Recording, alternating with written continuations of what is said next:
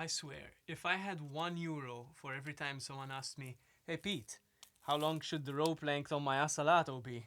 I'd have like €50.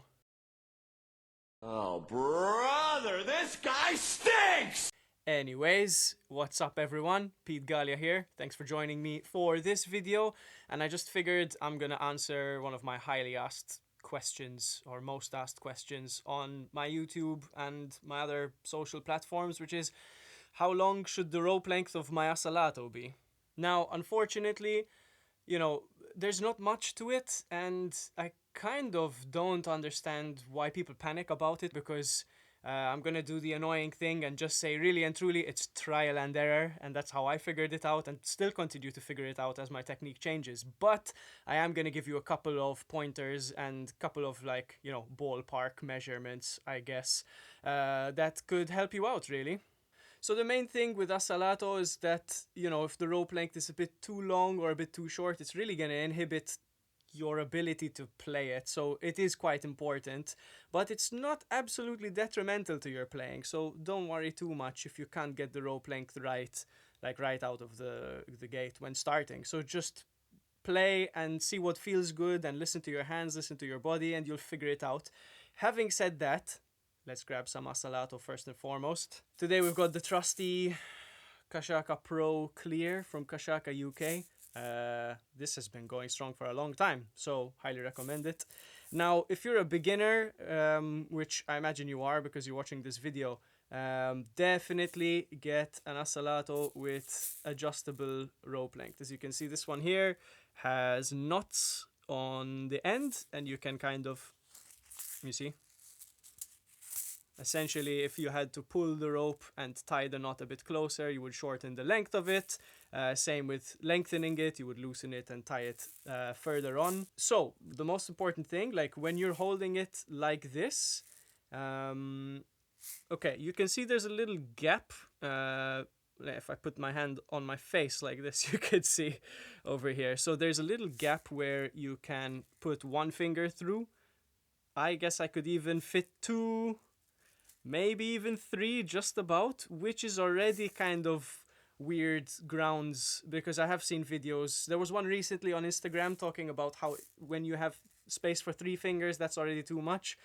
So this is what I'm talking about. Like, there's no hard and fast rule. You just have to kind of figure it out for yourself. Now, for me, this is really comfortable when playing, like having this amount of slack.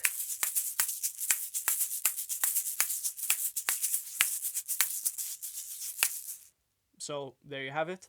Having said that, some people actually prefer it super short, and this is really going to depend on your technique. So if you're tending to hold it a little bit more towards this first knuckle here, of course there's less distance that's needed.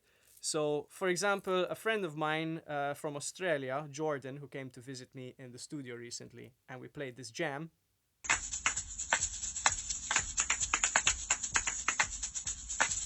Anyways, he and some other people are keeping the rope length really, really short, and therefore, like, if I had to shorten it by about this much, you could see they still make impact here in the fingers, but the rope is not all the way into this fold of my knuckle. You see, otherwise it wouldn't reach, but out a bit more into the fingers. You could play like that,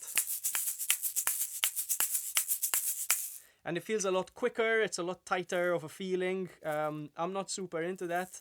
I prefer a bit more slack, being able to move a bit more. Again, having said that, over the past few years, I've changed this so many times, and I just invite you to do the same. Because actually, if you take, for example, this Asalato, which I've got videos on all these individual ones if you want to check those out too, but yeah, maybe after this video. So this is an Asalato Koi by Asalato Sampa in Brazil. It's very different. Like, this one's kind of made of two little hemispheres. This one is one whole sphere, which is 3D printed, and this one has the little fish scale texture, which I think you can see, and if you can't, check out my full video on these. Now, the point is, this is a lot heavier than this. Now, they're probably kind of the same anyway, but I believe this one varies a lot more, because when I'm playing it, depending on what I'm doing every few weeks, I'll just change it up to see how the feeling changes and to kind of fine tune my technique. But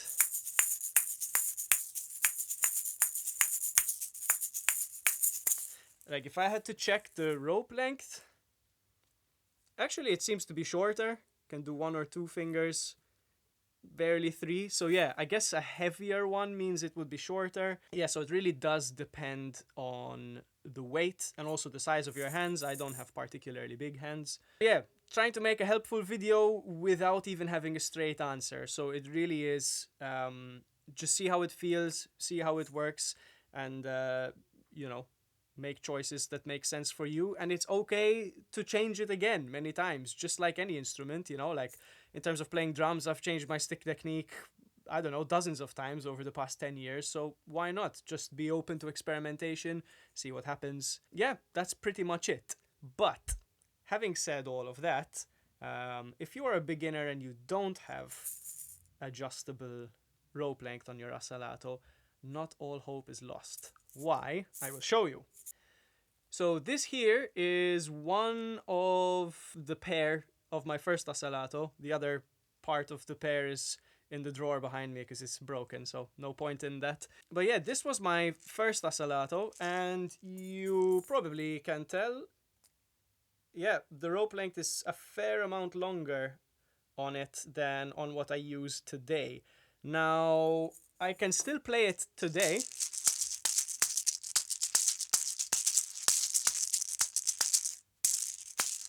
Although it is kind of weird and clunky and doesn't really feel good. But now that I have better technique, I guess it matters less. Coming back to the point before about, you know, if you're a beginner, it really does matter. Now, I'm afraid if you don't have adjustable rope length and you need it to be longer, you are a bit SOL, I'm afraid. There's nothing you can really do, I guess, unless you cut it and add some more in the middle, I don't know.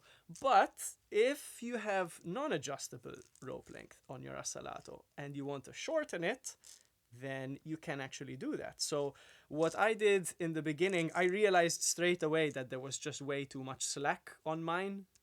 You can see how long, you know, and I guess also if I do this, you know, I can fit 4 fingers or more in that gap. Now, what are you going to do if you want to shorten it?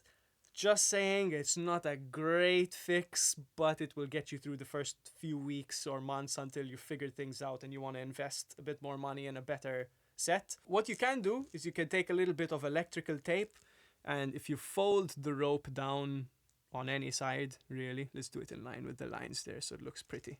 See?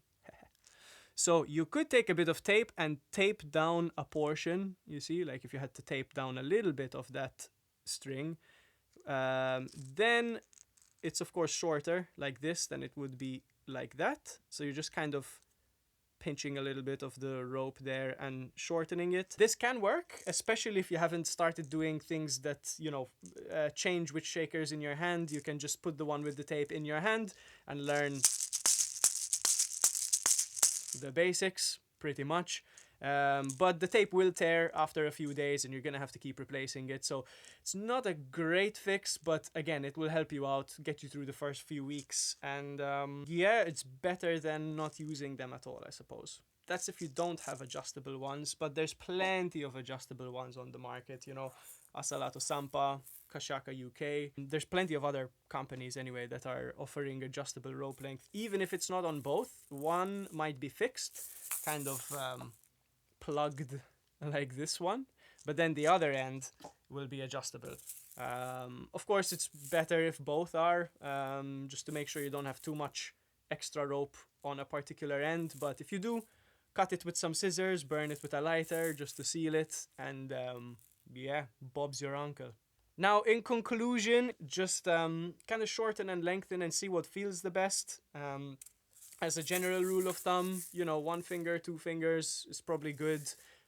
Maybe 3 if you really feel like that works for you. You can use this guide as a general starting point and then figure it out for yourself. So, my dear friends, I hope that was helpful to you. And let me know how it goes with your Asalato rope length and what works for you. If you have any more questions, as always, leave a comment. send me a message on Instagram, do what you gotta do. I'll see you in the next video. Cheers.